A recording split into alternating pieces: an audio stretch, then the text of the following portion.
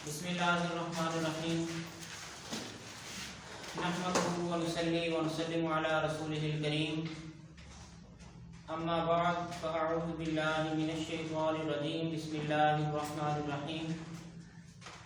शुरू अल्लाह के बाबरकत और प्यारे नाम से जो बड़ा मेहरबान और नहायत ही रहम फरमाने वाला है। आज का हमारा chapter number 1 physics second year. आज का हमारा टॉपिक है सिस्टम इंटरनेशनल के supplementary units. Supplementary units of system international आज हम डिस्कस करेंगे। सिस्टम इंटरनेशनल में मजीद 2 यूनिट्स मुकर्रर किए गए हैं जिन्हें सप्लीमेंट्री यूनिट्स कहा जाता है। जिन्हें क्या कहा जाता है? Supplementary units. एक का नाम है रेडियन, दूसरे का नाम है स्टेरेडियन। दूसरे का नाम क्या है? सबसे पहले हम इस बात को यकीनी बनाएंगे कि रेडियन क्या होता है और स्टेरेडियन क्या होता है। बेटा रेडियन ये होता है कि ये यूनिट प्लेन एंगल का फंडामेंटल यूनिट है। ये यूनिट प्लेन एंगल का क्या है? फंडामेंटल। प्लेन का मतलब बिल्कुल क्लीन होता है, बिल्कुल साफ होता है, और फंडामेंटल का मतलब होता है बुनियादी। फंडामेंटल का मतलब क्या होता है? बुनियादी। यानी रेडियन की डेफिनेशन कुछ यूं बनेगी कि ये यूनिट प्लेन एंगल का फंडामेंटल यूनिट है। किस चीज का यूनिट है ये? प्लेन एंगल का फंडामेंटल यूनिट है। अब अगली डेफिनेशन बयान करने से पहले बता दूं कि इस डेफिनेशन में मतलब रेडियन में और स्टेरेडियन में एक लफ्ज का फर्क है। कितने लफ्ज का फर्क है? एक लफ्ज का। मतलब वो प्लेन एंगल का फंडामेंटल यूनिट है, ये सॉलिड एंगल का फंडामेंटल यूनिट है। प्लेन का मतलब बिल्कुल सादा कह रहे हैं, सिंपल कह रहे हैं, स्टेबल भी किसी हद तक कह सकते हैं, लेकिन सॉलिड का मतलब होता है ठोस। सॉलिड का मतलब क्या होता है? कहते हैं यानी स्टेरेडियन की डेफिनेशन इस तरह बनेगी कि ये ठोस एंगल का या सॉलिड एंगल का क्या है? फंडामेंटल यूनिट है। मतलब ये ठोस एंगल का, ठोस जाविये का बुनियादी यूनिट है, यूं कह रहे हैं, क्योंकि फंडामेंटल का मतलब क्या होता है? बुनियादी। आगे उसके बाद हम पढ़ेंगे यूनिट्स के मल्टीपल्स और सब मल्टीपल्स। क्या पढ़ेंगे? यूनिट्स के मल्टीपल्स और सब मल्टीपल। मतलब हमारे पास कुछ इकाइयां होंगी, इनको हम कन्वर्ट करेंगे। कुछ हमारे पास ऐसी होंगी मिकदारें जिनको हम क्या करेंगे? कन्वर्ट। फॉर एग्जांपल हमारे पास अगर आ जाए कि 1 किलोमीटर। अब 1 किलोमीटर के अंदर बेटा होते हैं 1000 मीटर। कितने होते हैं? मतलब अगर हमारे पास एक इकाई आ जाए या एमसीक्यूज के अंदर पूछ ले या शॉर्ट क्वेश्चन के अंदर पूछ ले कि 1 किलोमीटर के अंदर कितने मीटर होते हैं, तो आप लोगों ने कितने बताने हैं? 1000। उसके बाद अगला हमारे पास है, कहते हैं 1 मीटर के अंदर सेंटीमीटर कितने होते हैं, तो यहाँ पे हम लिखेंगे 1 metre is equal to 100 centimetre. कितने होते हैं जी? 100। अगर मैं इसको पावर की सूरत में लिखें तो कैसे लिखेंगे? देखिए 1000 है, इसको मैं ऐसे लिख सकता हूँ 10 मल्टीप्लाई 10 और मल्टीप्लाई 10। जिसकी पावर कोई भी ना हो उसकी पावर क्या होती है? 1 होती है। और ये बात आप लोगों को पता है, जिसकी रेशें सेम हो उसकी पावर आपस में क्या हो जाती है? ऐड हो जाती हैं। तो यहाँ पे हम इसको लिख सकते हैं 10 की पावर 3, ऐसे भी आ जाएगा। और इसको अगर हम लिखें 100 को, तो मैं इसको लिख सकता हूँ 10 मल्टीप्लाई 10। इसकी पावर, ये पावर वैसे होती है एक ही है, बस समझाने के लिए लिखिए कि जिसकी पावर कोई भी ना हो उसकी पावर कितनी होती है? 1 होती है। लिखनी नहीं, आप लोगों ने पता है सबको एक ही होती है। जब समझाने के लिए मैंने लिखा है, तो यहाँ पे हम लिख देंगे 10 की पावर 2, और यहाँ पे क्या आ जाएगा साथ? 1 मीटर के अंदर 100 क्या आते हैं? सेंटीमीटर। इसके साथ भी सेंटीमीटर आ जाएगा और इसके साथ क्या आ जाएगा? मीटर। मतलब 1 किलोमीटर के अंदर 1000 मीटर होते हैं और 1 मीटर के अंदर 100 क्या होते हैं? सेंटीमीटर। और अगली इकाई हमारे पास कहते हैं 1 सेंटीमीटर के अंदर मिलीमीटर कितने होते हैं, तो यहाँ पे हम लिखेंगे 1 centimetre is equal to 10 millimetre. 1 centimetre के अंदर मिलीमीटर कितने होते हैं? बेटा ये कहीं आप लोगों को याद करनी पड़ेगी। आगे जितने भी न्यूमेरिकल्स आ रहे हैं, जितनी भी इक्वेशंस आ रही हैं, जितने भी प्रॉब्लम्स आ रही हैं, उनके अंदर ये जो वैल्यूज है ये पुट होंगी, तब आप लोगों को समझ आ जाएगी कि इकाइयों को कन्वर्ट कैसे किया जाता है। उसके बाद हमारे पास ये थी लेंथ की इकाइयां। ये किस चीज की थी? लेंथ। और अगली जो इकाई हमारे पास है वो है मास की। वो किसकी है? मास की। अब सेम 1 किलोमीटर है, उधर केजी आएगा। मतलब 1 किलोग्राम के अंदर कितने ग्राम होते हैं? 1000 ग्राम। कितने ग्राम होते हैं? मतलब 1 किलोग्राम के अंदर कितने ग्राम होते हैं? 1000 ग्राम होते हैं। और उसके बाद 1 ग्राम के अंदर 1000 मिलीग्राम होते हैं। 1 ग्राम के अंदर कितने मिलीग्राम होते हैं? 1000। 1 ग्राम 1000 यहाँ पे आ जाएगा मिलीग्राम। बात की समझ आ रही है? यानी ये कहीं याद करने के काबिल है कि 1 ग्राम के अंदर कितने मिलीग्राम होते हैं? 1000। कितने ग्राम होते हैं? और 1 ग्राम के अंदर 10 की पावर 6 माइक्रोग्राम होते हैं। यहाँ पे लिखते हैं 1 ग्राम के अंदर कितने होते हैं? 10 की पावर 6 माइक्रो क्या होते हैं? देखिए माइक्रो का साइन। 1 ग्राम के अंदर 10 की पावर 6 माइक्रोग्राम होते हैं। उसके बाद आ जाएंगी टाइम की इकाइयां। किसकी इकाइयां आ जाएंगी? ये नीचे वाली आप लोगों ने याद नहीं करनी, चलिए मैं करवा देता हूँ। 1 टन के अंदर उसने लिखा 1 टन के अंदर 1000 ग्राम होते हैं, 1000 किलोग्राम होते हैं। ये कैसे आया? अब आप लोगों को पता होगा, मैं यहाँ पे लिखता हूँ 1 टन। टन कैसे शो करते हैं? 1 टन अच्छा, एक टन के अंदर ना 25 मान होते हैं। मैं ये प्रूव करूंगा कि 1000 कैसे आया। उसने लिखा ना कि एक टन 1000 किलोग्राम के बराबर होता है। अब ये कैसे आया?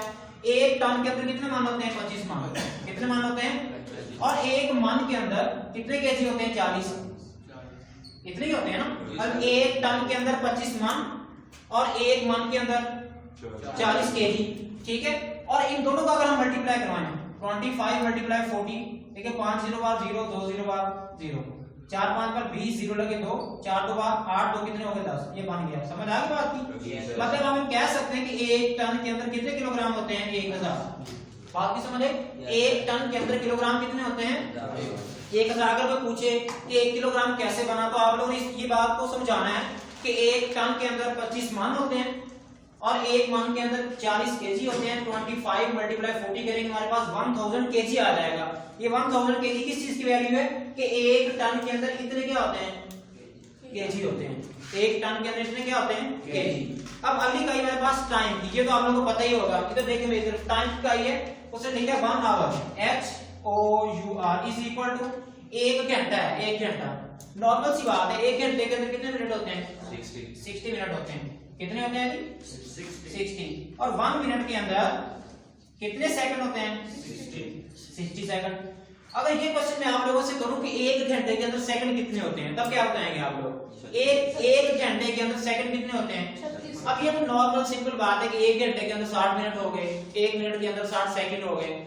अब अगर कोई पूछे कि 1 घंटे के अंदर सेकंड कितने होते हैं, तो आप लोग क्या बताएंगे? तो आप लोगों ने यहाँ पे लिखना है कि 1 hour is equal to 3600 second. अब ये एक क्वेश्चन मैं करता हूं कि जिस तरह हम टन के केजी मालूम किए थे ना, इसी तरह हम 1 घंटे के अंदर सेकंड मालूम कर सकते हैं। कैसे? देखिए, 1 घंटे के अंदर मिनट कितने होते हैं? 60। और 1 मिनट के अंदर सेकंड कितने होते हैं? वो भी 60। अगर हम 60 मल्टीप्लाई 60 करेंगे, हमारे पास कितना जवाब आ जाएगा? 3600। मतलब 1 घंटे के अंदर उतने सेकंड आ जाएंगे। उतने कितने? 3600।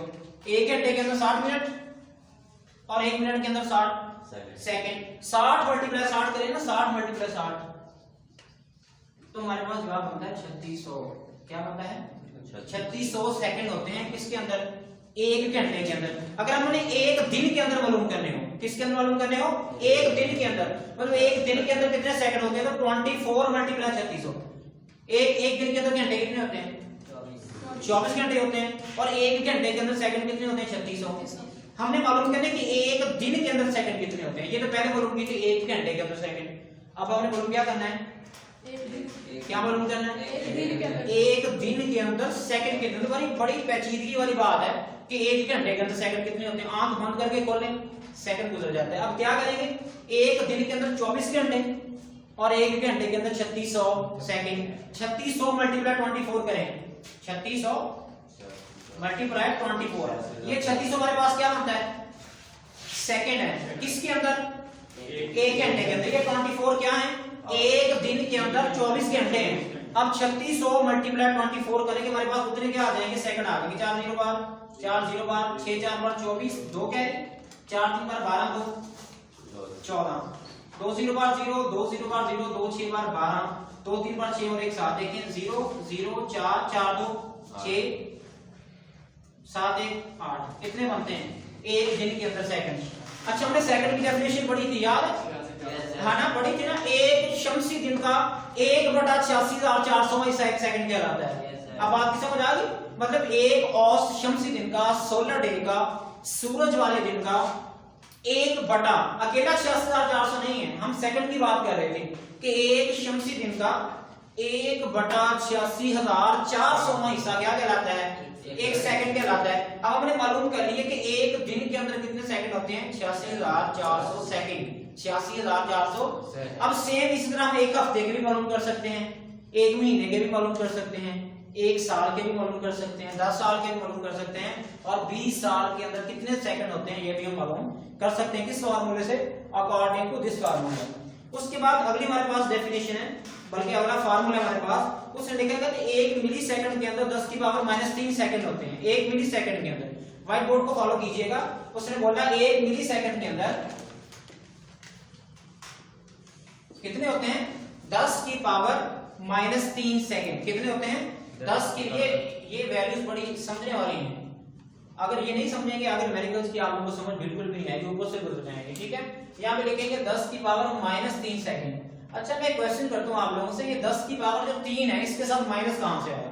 इसके साथ माइनस लगा ही क्यों, प्लस क्यों नहीं लगा? क्वेश्चन है ना करने वाला कि एक हमारे पास अगर 1 मिलीसेकंड बिल्कुल छोटी इकाई है, बहुत माइनर सी वैल्यू है, अगर हमारे पास 1 मिलीसेकंड आ जाए तब हमारे पास सेकंड कितने बनेंगे? 10 की पावर -3, 10 की पावर -3। बेटा एक बात याद रखना, जब भी पावर माइनस में आ जाए, जब भी पावर माइनस में आ जाए तो उससे पीछे वाली रकम इस रकम से छोटी होती है। बात भी समझे? जब भी पावर किस में आ जाए, दोबारा फिर सुनिएगा, जब भी पावर किस में आ जाए, माइनस में आ जाए, तो समझ लीजिएगा, क्या समझना है कि ये रकम इस रकम से बड़ी है या ये रकम इस रकम से क्या है, छोटी है। अगर ये रकम होती इधर, ये होती इधर, तब इसकी पावर माइनस में नहीं जानी थी, तब इसकी पावर किस में जानी थी, पॉजिटिव में जानी थी। अब ये माइनस लगा क्यों? इस क्यों की हमने इसकी रीजन तलाश करनी है कि 10 की पावर 3 क्यों नहीं लिखा उसने, 10 की पावर 4 क्यों नहीं लिखा, 10 की पावर 5 क्यों नहीं लिखा, 3 लिखना, चलो मान लिया 3 लिख दिया। 10 की पावर 3 किसके बराबर होता है, 1000 के बराबर होता है। ये देखिए किसके बराबर होता है। अब ये जो -3 ये कहां से आया बेटा? जब भी ये मैंने बताया भी था उस दिन, जब छोटी इकाई से बड़ी इकाई की तरफ जाते हैं तो क्या करवाते हैं, डिवाइड। जब बड़ी से छोटी की तरफ जाते हैं तो क्या करवाते हैं, मल्टीप्लाई। अब देखिए ये छोटी है, ये क्या है, बड़ी। तो एक बात कॉन्सेप्ट क्लियर हो गया ना कि जब छोटी से बड़ी की तरफ जाएंगे तो क्या करवाएंगे, दोबारा भी सुनिएगा, जब छोटी से बड़ी की तरफ तो डिवाइड, जब बड़ी से छोटी की तरफ तो मल्टीप्लाई। अब ये छोटी है मिलीसेकंड और सेकंड क्या है, बड़ी है। तो यहाँ पे उसने लिखा कि 1/1000, क्या लिखा, 1/1000। ये 1000 कहां से आया? 1 सेकंड के अंदर 1000 मिलीसेकंड होते हैं। 1 सेकंड के अंदर कितने होते हैं, 1000। दोबारा फिर सुनिएगा, 1 सेकंड के अंदर 1000 कितने होते हैं, क्या होते हैं, मिलीसेकंड होते हैं। दोबारा देख, 1 सेकंड के अंदर 1000 क्या होते हैं, मिलीसेकंड।